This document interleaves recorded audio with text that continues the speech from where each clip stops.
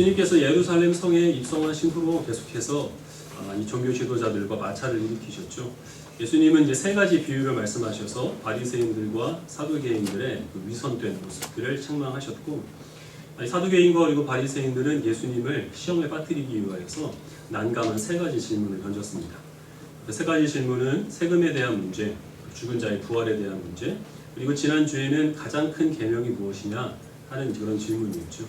그때마다 예수님께서는 지혜롭게 대답하셔서 이 사람들이 그 어긋난 의도를 가지고 예수님께 나왔다는 그들의 속마음들을 적나라하게 드러내셨습니다.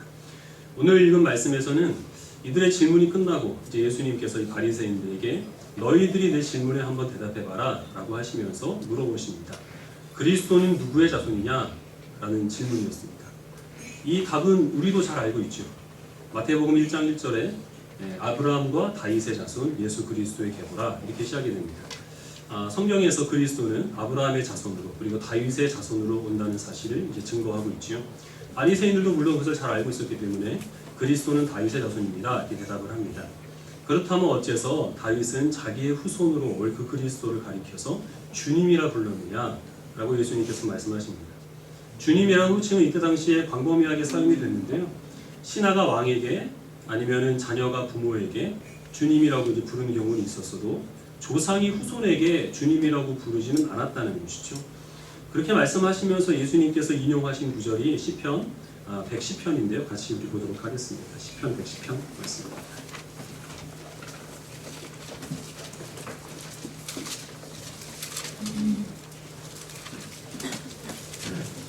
구약 886페이지 시편 110편 말씀을 1절부터 마지막 절까지 함께 읽겠습니다.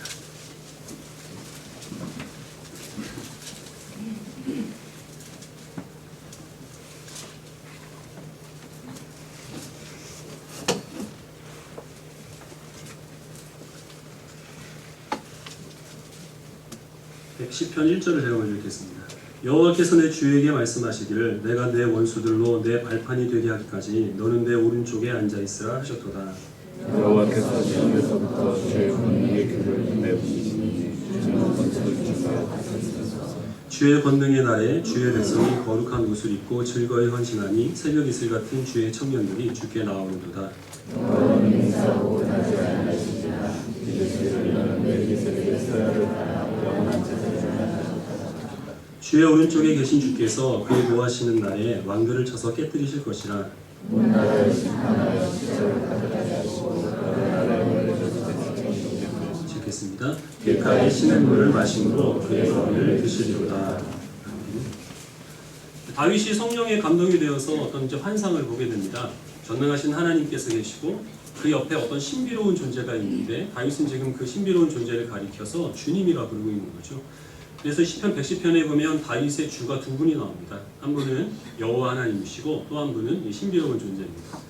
이 오른편에 있는 그 신비로운 존재의 여호와 하나님께서 내가 내 원수를 굴복시켜서 너의 발등상을 삼겠다 이렇게 말씀하십니다.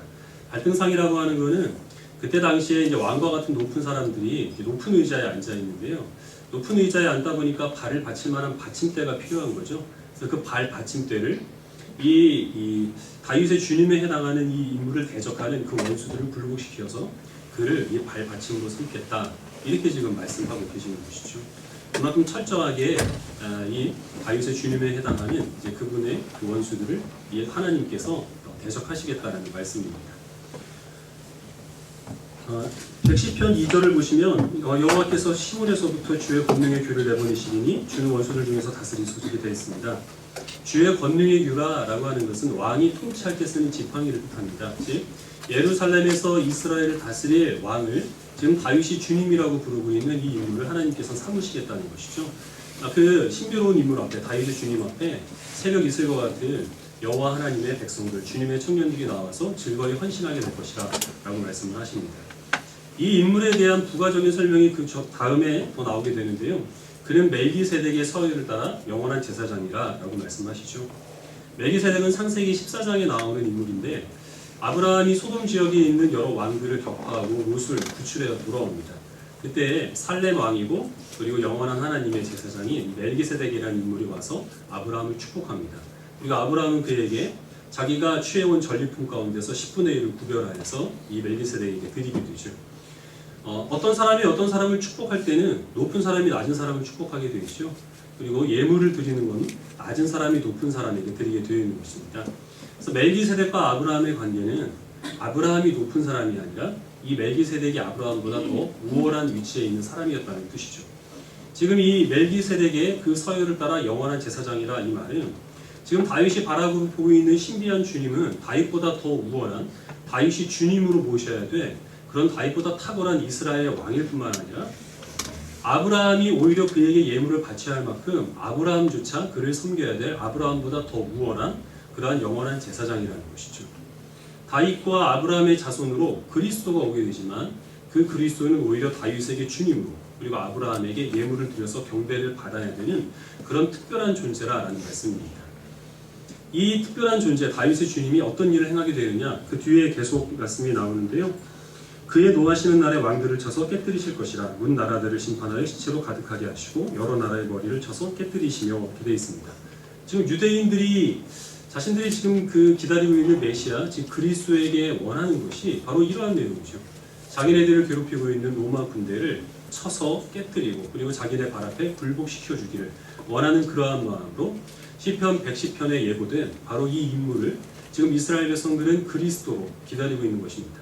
그리고 예수님께서 혹시 이런 그리스도가 아닐까 하는 기대를 가지고 이스라엘 사람들은 유대인들은 예수님께서 예루살렘 성에 들어가실 때 종려나무 가지를 흔들면서 예수님을 환영하죠. 호산나 다윗의 자손이요 찬송하리로다 우리를 구원하소서. 오늘은 종려주일인데요. 그렇게 예수님께서 오신 것을 유대인들이 환영했던 이제 그것을 기념하는 주일이 되겠습니다. 지금 그렇게 이스라엘 백성들이 바라보고 있는 그리스도가 여기서 예고가 되었는데 문제가 무엇이냐면 성경에서는 그 그리스도가 다윗의 후손이라고도 말씀하시는데 오늘 110편에서는 다윗의 주님이라고도 말씀하신다는 거죠. 그래서 바리새인들에게 예수님께서는 이것을 물으시는 겁니다.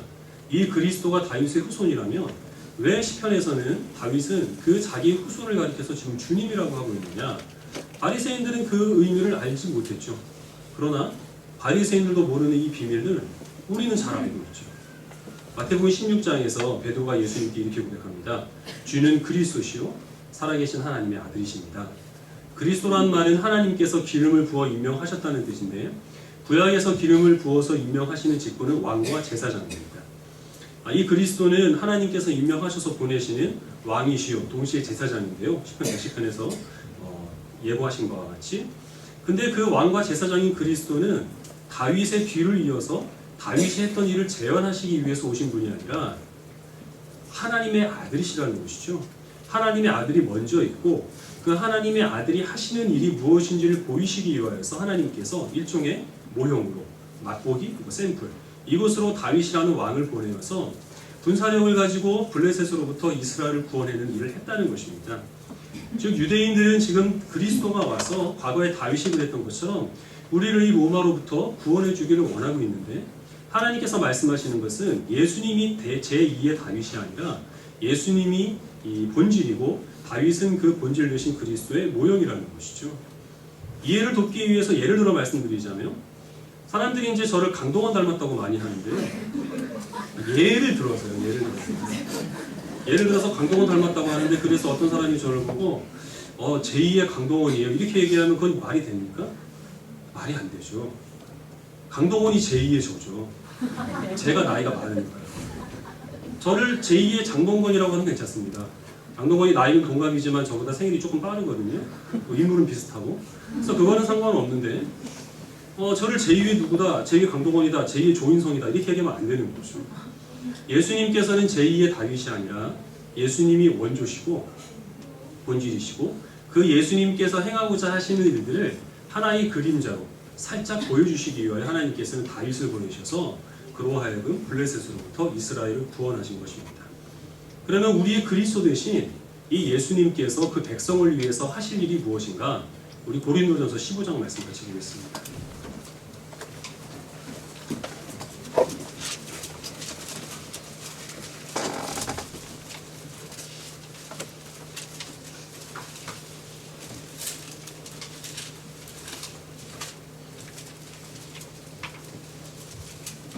고린도전서 15장 20절부터 26절까지 말씀입니다.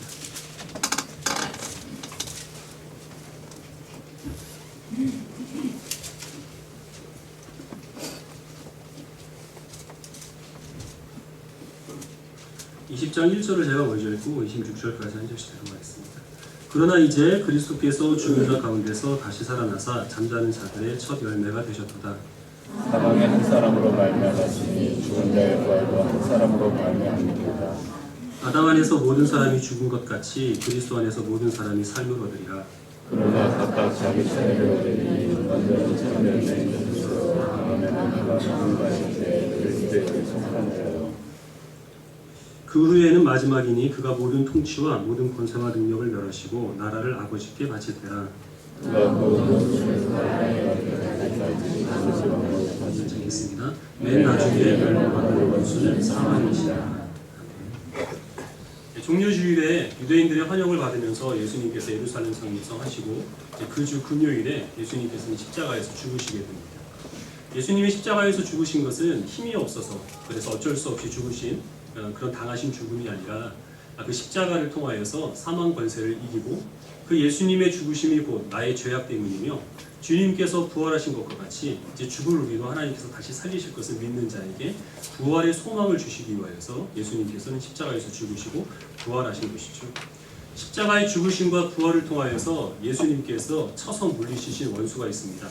고린도전서 오늘 25장에서 시편 110편에 있는 말씀, 예수님께서 또 마태복음 22장에서 다시 인용하신 그 말씀이 반복되고 있는데요. 그렇게 굴복시키실 그 원수가 누구냐 하면 그 마지막 대적은 궁극적인 우리의 적은 사망이라는 것이죠. 유대인들이 지금 자신들의 적군으로 삼고 있는 로마 군대도 아니고 우리가 인생을 살아가면서 피하고 싶은 여러 가지 일들, 몸의 질병이나 가난이나 누군가에게 무시를 당하는 것이나 우리가 싫어하는 사람들이나 그런 것들이 예수님께서 우리를 위하여 대신 싸우시고 이기실 적이 아니라 사망이라는 것입니다. 사망의 근본적인 원인은 곧 죄입니다. 인생에서 일어나는 모든 일들의 근본적인 원인이 바로 이 죄악이죠. 그 죄악으로부터 예수님께서는 우리를 거룩하게 구별하여 주시는 것, 그것이 주님께서 우리들에게 베풀어 주시는 구원입니다. 우리가 세상을 살아가면서 많은 것들을 염려하고 걱정하며 살아가는데요. 그 걱정과 염려의 가장 근본적인 마지막에는 사실 죽음이 있죠. 그 죽음 때문에 우리는 공포가 있는 겁니다. 그러나 그런 인생 가운데서 겪게 되는 모든 공포와 두려움과 내일 일을 알지 못하는 그런 모든 염려들도 우리들에게 부활의 소망을 주심으로 어떤 일이 있어도 우리들은 하나님께서 주시는 소망 가운데서 결코 믿음을 잃지 않고 살아갈 수 있다는 사실을 주님께서는 십자가로 우리들에게 허락하여 주신 것이죠. 이 거룩함과 그리고 또한 죄악된 세상을 이기는 이 죽음의 공포를 우리가 극복하는 평안, 이것이 바로 주님께서 우리들에게 주시는 승리의 약속이라고 하는 것입니다. 유대인들의 문제는 그들이 지금 그리스도에 대해서 갖고 있는 기대를 너무 낮게 잡은 것이죠. 당장 현실적인 문제만 해결해 주기를 원하는 마음이 있었던 겁니다. 예전에 여러분 국진이빵, 핑클빵 기억나시죠? 빵을 주면 그 안에 스티커가 들어있습니다. 근데 아이들이 그 스티커를 모으려고 가게에서 빵을 사서 빵은 그 자리에서 버리고 스티커만 가져가는 일들이 있었죠. 실제로 제가 살던 동네에서 어떤 꼬마 여자애가 빵을 사서 빵봉지를 찢어가지고 스티커만 챙기고 빵은 그 자리에서 버리더라고요. 내가 너무 화가 나가지고 달려가가지고 얼른 빵을 주워 먹었어요. 그렇게 맛있는 빵을. 유대인들이 지금 하고 있는 것이 이것입니다. 본질은 모든 문제의 원인이 죄와 사망 가운데서의 구원이 돼. 아니 중요한 얘기를 하는 거예요. 잠시 마음 좀 가라앉히고. 네. 아니 전도사님, 강도사님 시험 떨어진 이후로 가장 좀 웃겼던 것 같아요. 본질은 죄와 사망으로부터의 구원인데 유대인들의 기대는 거기까지 가지 못했기 때문에 그토록 열렬하게 이 예수님을 그리스도로 다윗 자손으로 환영했던 그 유대인들이 예수님께서 십자가에 못 박히시자 예수님을 따르던 제자들까지 예수님을 외면하시게 된 겁니다. 오병이어의 이적을 일으키실 때도 마찬가지죠. 오병이어의 이적을 통하여서 내가 구약에서 예언된 모세와 같은 선지자라는 사실을 그들에게 보여주셨고, 그런데 유대인들이 예수님을 한참 쫓아다닙니다. 그 이유가 광야에서 이 들판에서 우리들에게 이 떡과 고기를 먹여준 것처럼 그렇게 우리들에게 떡을 먹여주십시오, 이것을 요구하죠. 그러나 예수님께서는 그 유대인들의 요구를 들어주지 않습니다. 그 떡을 먹어봐야 너희는 죽는다라는 것이죠. 그러나 내 살을 먹고 내 피를 마셔야 그래야 너희들이 영생할 수 있다. 그 얘기를 합니다. 유대인들은 이것이 무슨 말이냐 우리가 이해할 수 없다라고 얘기를 하고 돌아가 버리고 맙니다. 이것은 유대인들이나 아니면 바리새인들만의 문제가 아니라 우리들도 똑같은 어리석음에 빠질 수가 있습니다. 우리가 신앙생활 하면서 얻게 되는 유익들, 내가 하나님을 섬기고 내가 그리스도인으로 살아가는 그 궁극적인 목적이 주님께서 우리들에게 보장하여 주시는 죄로부터의 이 거룩과 그리고 또한 사망으로부터의 이 평안함이 그것이 우리의 신앙생활의 목적이 아니면 예수님께서는 언젠가 우리를 실망시킬 수밖에 없죠. 왜냐하면 주님께서는 그것을 우리들에게 확증해 주시지 않았기 때문에 그렇습니다. 세상에서 우리들에게 먹을 떡과 우리들에게 권세와 어떤 금전적인 도움을 줄 수 있는 것은 하나님 아니어도 세상에 너무나 많이 그런 것을 보장해 주는 사람들은 널려 있습니다. 그러나 죄로부터의 구원과 사망으로부터의 평안함을 우리들에게 보장해 주는 것은 오직 예수 그리스도밖에 없습니다. 그래서 그것을 우리가 바라며 주님을 섬긴다면 우리는 거기에서 주님을 모시고 주님을 만나고 주님께서 주시는 능력을 힘입어 살아갈 수 있겠지만 우리의 기대가 그것이 아니면 유대인들과 바리새인들이 그러는 것처럼 예수님을 등질 수밖에 없다는 것이죠. 그리고 지금 우리가 살아가고 있는 이 시대에 기독교라는 이름으로 교회와 그리스도라는 이름으로 그렇게 예수님을 등지고 세상을 쫓아가는 일들이 너무나 많이 일어나고 있습니다. 오래전에 돌아가신 박정희 대통령을 위한 추모 예배가 서울에 있는 어떤 교회에서 있었습니다. 교회에 그 박정희 대통령의 영정 사진을 붙여놓고 그 영정 사진 앞에서 헌화합니다. 꽃을 드리고 그리고 박정희 대통령이 지었다고 하는 그 노래를 예배 중에 찬송과 같이 부릅니다. 이것은 명백한 우상숭배죠. 최근에는 어떤 일이 있었느냐 하면 주한 미국 대사가 피습을 당했죠. 그래서 병원에 입원했을 때 어떤 기독교 단체에서 그 주한 미국 대사의 쾌유를 바라면서 부채춤과 난타 공연을 벌였습니다. 그래서 그것을 추진한 그 단체의 대표 목사를 찾아가서 어떤 이제 언론 매체에서 인터뷰를 했습니다. 의도가 무엇이냐? 그 목사가 하는 말이 기독교 예배는 원래 축제다 이렇게 얘기를 한 겁니다. 즉 그 사람들은 그 미국 대사를 경배하는 예배를 그 자리에서 드렸다는 것이죠. 어떤 신문 만평에서 이제 그 일을 이렇게 정확하게 묘사를 했는데요. 이런 내용입니다. 그 사람들이 섬기는 신은 하나님이 아니라 미국이라는 신, 미국이 갖고 있는 자본력, 미국이 가지고 있는 군사력이라는 신이다. 이런 내용이었는데요. 아주 정확한 묘사입니다.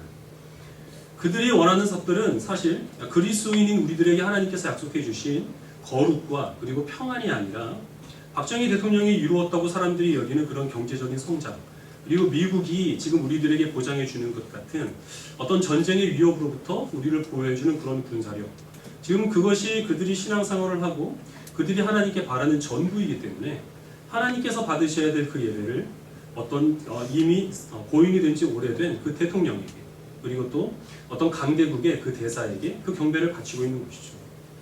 예배는 언제나 하나님이 중심이 되셔야 됩니다. 예배는 구원받은 주의 백성들이 우리를 구원하신 하나님의 은혜에 감사하며 찬양하며 경배하기 위해서 모이는 것이고 그 하나님의 은혜를 알아 그 은혜를 힘입어 살아가는 하나님의 백성들이 하루하루를 어떻게 살아가야 하는가 말씀을 통하여서 우리들에게 가르침과 그리고 또한 우리들에게 그렇게 살아갈 수 있는 능력을 기도를 통하여 허락해 주기 위하여서 하나님께서 마련하신 은혜의 만찬자리입니다. 그 예배 중에는 물론 기도라는 순서가 있습니다. 그 기도 순서 중에 아픈 사람을 위해 기도할 수 있고 나라와 민족을 위해서 기도해야 하며 우리의 날마다 필요한 것들을 위해서 당연히 기도를 해야 합니다. 그러나 그것은 어디까지나 예배의 한 부분이지 그것 자체가 예배가 되어서는 안 되는 것이죠. 하나님 외에 다른 것을 섬기는 것은 모두 다 우상숭배이고 그리고 예배 중간에 하나님이 아닌 어떤 인간적인 요소가 들어가면 드러날수록 그 예배는 하나님의 영광을 가리울 수밖에 없게 되는 것입니다. 그래서 좀 까다로운 목사님들은 돌예배나 아니면 칠순 감사예배나 이런 것들을 엄격하게 금하는 분들도 있습니다. 우리가 그런 것들을 금할 필요는 없겠습니다만은 예배라는 이름으로 행해질 때는 항상 우리에게 베풀어 주신 하나님의 은혜와 그리고 지금도 역사하신 하나님이 그 중간에 그 내용으로 계셔야만 그래야만 예배는 하나님께서 받으실 예배로 하나님께 드려줄 수 있고 그렇지 않으면 사람들이 그저 모여서 즐겁게 떠들고 그리고 사람들이 인간적인 즐거움을 추구하는 세속적인 모임에 불과하다는 사실을 우리들은 기억해야 하겠죠. 예수님께서만 약속하신 이 거룩함과 그리고 평안함에 대한 그 기대 없이 우리도 하나님을 쫓아가게 되면 박정희 대통령을 예배하거나 아니면 주한미군 대사를 쾌유를 빌면서 예배한 그 사람들은 지극히 우리 그리스도인 가운데서 일부지만 우리들도 알지 못하는 사이에 하나님이 아닌 그리스도가 아닌 다른 것에서 우리의 만족을 찾으려고 헛된 열심으로 주를 우리가 경배하는 그런 어리석음을 언제나 범할 수가 있다는 것이죠. 여러분, 한 가지 퀴즈를 드리겠습니다. 거의 OX 퀴즈인데요. 둘 중에 하나만 고르시면 됩니다. 답은 여러분 입으로 이렇게 얘기하지 마시고요. 크게 얘기하셨다가 틀리면 굉장히 창피하잖아요. 여러분보다 제가 더 민망합니다. 그럼 어떻게 내가 수습을 해야 될지. 그러니까 속으로만 답을 생각해 주시고, 자, 우리 그리스도인들이 예수 그리스도를 믿으면 그 믿는 우리를 하나님께서는 의롭다고 하시죠. 그래서 우리가 죄인에서 믿음으로 말미암아 의인으로 거듭나게 됩니다. 그럼 우리의 그 의로움이 실제로 우리의 존재가 거룩하게 변화되는 우리 존재에 변하겠습니까? 그렇지 않으면 그리스도를 믿어도 여전히 우리들은 죄인이지만 그러나 하나님께서 우리를 의인으로 인정해 주시고 그리고 그 믿음으로 말미암아 예수 그리스도와 우리가 연합되어 살아가서 그리스도의 의가 우리 것이 되기 때문에 주님과 동행하는 삶 가운데서 날마다 하나님을 닮아가는, 그래서 조금씩 우리가 하나님에 가까워지는 그런 신분상에 변하겠습니까? 존재에 변할까요? 신분에 변할까요? 교회에서 어떤 문제가 나오면 애매할 때는 긴 게 답입니다. 두 번째죠. 존재의 변화가 아니라 우리 신분의 변화입니다. 근데 그리스도인이 예수님을 영접하게 되면 그 존재 자체가 거룩하게 변화된다. 이렇게 얘기하는 사람들이 바로 카톨릭입니다. 카톨릭은 그래서 믿으면 그 예수님의 의가 믿는 신자들에게 주입된다 이렇게 얘기를 합니다. 마치 아픈 사람이 주사를 한 대 맞으면 그 약기운이 몸몸에 퍼져서 건강한 사람이 되는 것처럼 그렇게 예수님의 의가 사람을 거룩하게 변화시킨다는 것이죠. 그들이 그렇게 주장할 수밖에 없는 이유는 지난주에 말씀드린 것처럼 그들이 말하는 사람의 구원은 사람의 공로가 포함되기 때문에 그렇습니다. 그래서 이 사람이 구원받을 만큼 의로워야 되기 때문에 그래서 실제로 예수님을 영접하면 사람이 거룩하게 된다는 것이죠. 그러나 종교개혁자들은 그리스도인이 예수님을 영접하고 신자가 되어도 여전히 죄인이라는 것입니다. 믿음으로 주님과 연합되어서 주님의 의가 우리들에게 전가된다 이렇게 얘기를 하죠. 의의 전가라는 것입니다. 그래서 우리들이 주님과 동행하며 살아가면서 날마다 우리의 죄악됨을 십자가에 못 박고 주님의 은혜를 힘입어서 주님을 닮아가는 삶을 통하여 우리가 조금씩 거룩해지고 그리고 하나님을 닮아가지만 우리가 하나님께 부름받는 날까지 완전히 거룩해지는 것은 불가능하다. 이것이 종교개혁자들의 가르침이죠. 의의 주입이냐 의의 전가냐 하는 것들이 뭐가 중요하냐 이 아침에 복잡하게 그런 건 난 모르겠고 하나님께서 오직 우리들에게 원하시는 대로 우리가 착하게 살고 우리가 신앙생활 열심히 하면 그만이 아니냐 이렇게 생각할 수 있겠지만 여기에 이제 근본적인 모든 그 문제가 이 안에 포함되어 있는 겁니다. 의가 우리에게 주입됐다 이렇게 얘기가 되기 때문에 카톨릭 교인들은 이 성도들 사이에서 계급이 있습니다. 예를 들면 평신도가 있고 그리고 또 사제가 그 이외에 있는 거죠. 우리가 조금 있으면 선찬식을 하게 되는데요. 그 사람들은 이 성찬식이 실제로 사제가 축사를 하게 되면 이 떡과 그리고 포도주가 실제로 예수님의 몸과 피로 그렇게 변화된다고 얘기를 합니다. 그래서 예수님의 몸과 피가 신성하기 때문에 거룩하지 못한 일반 신도들이 이것을 접촉할 수는 없다는 거예요. 그래서 카톨릭의 성찬식은 사제가 성도들에게 먹여줍니다. 일반 성도들은 잡을 수 없고 거룩한 사제들만 잡을 수 있기 때문에. 그리고 일반 성도들은 자신의 어떤 죄악된 것들을 발견되면 직접 하나님께 기도를 할 수가 없습니다. 사람과 하나님 사이의 중보가 되는 사제에게 자기의 죄를 털어놓고 사제는 예수님의 이름으로 그들을 대신 용서해 주는 것이죠. 그렇게 될 수밖에 없고 또 하나는 평신도와 그리고 사제가 있으면 가장 꼭대기에 누가 있을까요? 교황님이 계시죠. 그래서 교황이 얼마 전에 우리나라 방문했을 때 사람들이 양편에 길게 들어서서 깃발을 흔들면서 환영을 했는데요. 그것을 외부에 있는 손님을 환영하는 것이 아니라 예수님께서 예루살렘 성에 들어가셨을 때 백성들이 경배했던 것처럼 교황을 경배하는 것입니다. 교황은 신성하고 실제로 카톨릭 교리는 선포된 하나님의 말씀인 이 성경과 교황의 입에서 나오는 그 말이 동등한 권위를 가진다는 것이죠. 그러나 우리는 어린아이로부터 저와 같은 목회자 그리고 이제 예수 그리스도를 영접한 초신자로부터 오랫동안 신앙생활을 해온 모든 신자들이 다 공평하고 그 모든 신자들은 다 죄인이고 우리와 하나님 사이의 중보는 오직 예수 그리스도밖에 없다는 사실을 우리들은 인정하는 것이죠. 그래서 우리는 우리가 잘못한 것이 있으면 예수 그리스도의 이름으로 직접 하나님께 고백할 수 있는 것입니다. 이러한 그 카톨릭의 교리를 받아들이려고 억지로 받아들인 것은 아닌데 무의식적으로 받아들인 그런 개신교의 한 교파들이 있습니다. 누구냐 하면 대표적으로 구원파가 여기에 해당됩니다. 구원파는 예수님을 믿으면 신자가 그 자체로 즉시로 의롭게 변화된다고 그렇게 주장을 하기 때문에 진정으로 신자가 된 사람은 죄를 범할 수가 없다 이렇게 얘기를 하는 것이죠. 그래서 만약에 성도가 살아가면서 어떤 일에 있어서 죄의식을 느끼거나 그 죄의식 때문에 하나님께 회개 기도를 하게 되면 그것은 거듭나지 못한 증거다 이렇게 주장을 합니다. 그래서 절대 회개 기도를 하지 말라 이렇게 가르치는 것이죠. 물론 그들이 행하는 모든 일들은 죄악됐다는 사실을 스스로 고백하게 되면 자신의 구원을 의심해야 되는 문제이기 때문에 그들은 자신들이 어떤 일을 해도 그것을 합리화시키지 그것에 대한 자신의 죄악을 결코 인정하지를 않습니다. 의식적으로 아니라 무의식적으로 그러한 교리들을 받아들이게 된 것이고 이 땅에 존재하는 모든 이단들은 다 교주들이 있습니다. 그 교주들이 가지고 있는 특징이 무엇이죠? 일반 성도들과 하나님 사이에 그 교주가 중보자의 역할을 한다는 거예요. 왜냐하면 특별하기 때문에, 신성하기 때문에, 어떤 능력, 영적인 능력을 행하기 때문에 그런 일반 사람들이 할 수 없는 일들을 행하고 하나님께서 행하신 일들을 그 교주를 통하여서 대신 한다는 것입니다. 물론 여기 계신 분들 중에서 카톨릭의 교리를 따르고 계신 분들도 없고 그리고 또 그런 어떤 이제 이단에 미혹이 되어서 이제 교주를 섬기는 그런 분들도 없으시죠. 근데 우리가 빠지기 쉬운 함정이 무엇이냐면 우리가 그리스도를 의지하지 않고 우리가 다른 것을 의지하거나 우리가 예수님을 경배하지 않고 다른 것을 경배를 하게 되면 우리도 똑같은 이들의 오류에 빠질 수밖에 없다는 것이죠. 세상이 점점 어려워지죠. 경제적으로도 자꾸 상황이 악화되고 있습니다. 그리고 사람들이 통신수단은 발달했는데 왠지 점점 더 외로움을 느끼고 있습니다. 그래서 그리스도인들도 하나님께서 우리들에게 약속하여 주신 거룩함과 그리고 평안이라는 이 무엇과도 바꿀 수 없는 귀한 선물 외에 경제적인 번영 그리고 어떤 우리 마음의 위로 이런 것들을 자꾸 추구하고 쫓아가다 보니까 교회가 변질되는 것이죠. 왜냐하면 예수님께서는 떡을 달라는 그 유대인들의 요구를 거절하셨기 때문에 우리들의 현실적인 요구만 들어달라고 쫓아다니는 그런 성도들의 기도에 대해서 주님께서는 응답하지 않으시기 때문입니다. 그래서 예수님 외에 다른 만족, 다른 기쁨, 다른 어떤 은혜들을 구하기 위하여서 자꾸만 교회가 변질되는 방향 그리고 성도들이 주님의 다른 어떤 의지할 것을 구하는 그러한 모습으로 나아가는 것이죠.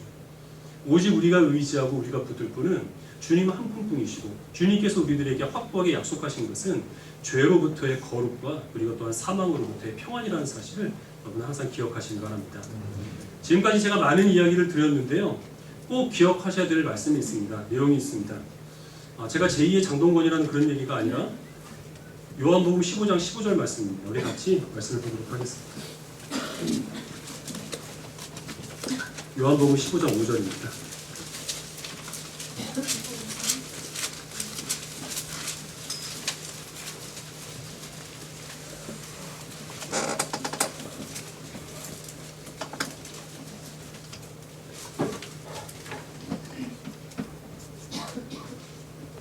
요한복음 15장 5절 말씀을 같이 한 목소리로 읽겠습니다. 시작.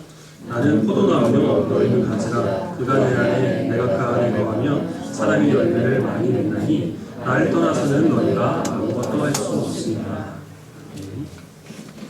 인생은 둘 중에 하나입니다.